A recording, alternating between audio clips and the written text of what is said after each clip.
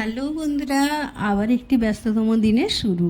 এখন বাজে সকাল 5:30 আর আমি ব্রাইডের বাড়ি যাবার উদ্দেশ্যে বেরিয়ে পড়েছি। আর বাইরে বেরিয়ে এসে দেখছি গোটা পাড়া তখনও নিস্তব্ধ, তখনও কেউ ঘুম থেকেই ওঠেনি। আর আমি বেরিয়ে পড়েছি আমার কর্তাকে সঙ্গে নিয়ে স্টেশনের উদ্দেশ্যে।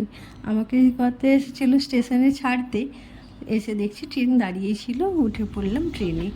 আর বাইরেটায় এত সুন্দর লাগছে এই ভোরবেলায় আধা অন্ধকারে, আর এই লাল পলাশে এত সুন্দর চারিদিকটা লাগছে, ভিডিও না করে আর থাকতে পারা গেল না। তারপরে স্টেশনে এসে ট্রেন থেকে নেমে আমার স্টুডেন্টকে বলাই ছিল ওকে টোটো বুক করে রাখতে, দিয়ে সেই টোটোতেই বেরিয়ে পড়লাম আমার ক্লায়েন্টের বাড়ির উদ্দেশ্যে। আসলে আমার স্টেশন থেকে ক্লায়েন্টের বাড়ি ছিল আরও 15 কিলোমিটার দূরে। আধ ঘন্টা টোটো জার্নি করার পরে অবশেষে এসে পৌঁছালাম ক্লায়েন্টের বাড়িতে। আর এই হলো আমার ক্লায়েন্টের বাড়ি। বাড়িটা একেবারে হাই রোডের ওপরে, আর তখনও সূর্যের আলো ঠিকমতো বেরিয়েনি, চারিদিকটা ফাঁকা ফাঁকা, বেশ সুন্দর লাগছিল দেখতে।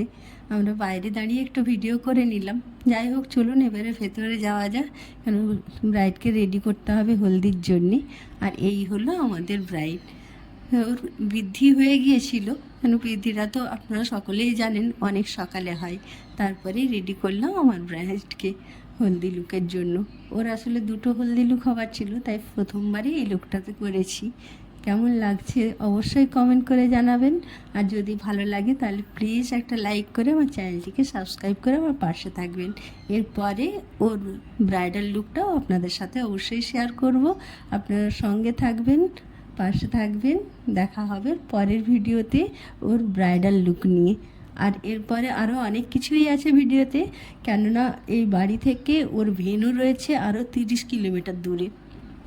তো এর হলদি হয়ে যাওয়ার পরে আমরা যাব ওর যেখানে বিয়ে হবে ওই ভেন্যুতে। যাওয়ার পরে ওখানে ওকে রেডি করব। তো ভেন্যুটা খুব সুন্দর জায়গায় রয়েছে, সম্পূর্ণটা আপনাদের সাথে শেয়ার করব। সঙ্গে থাকবেন ভিডিওতে, আরও অনেক কিছু দেখতে পাবেন। দেখা হবে পরের ভিডিওতে। বাই, অনেক অনেক ভালোবাসা।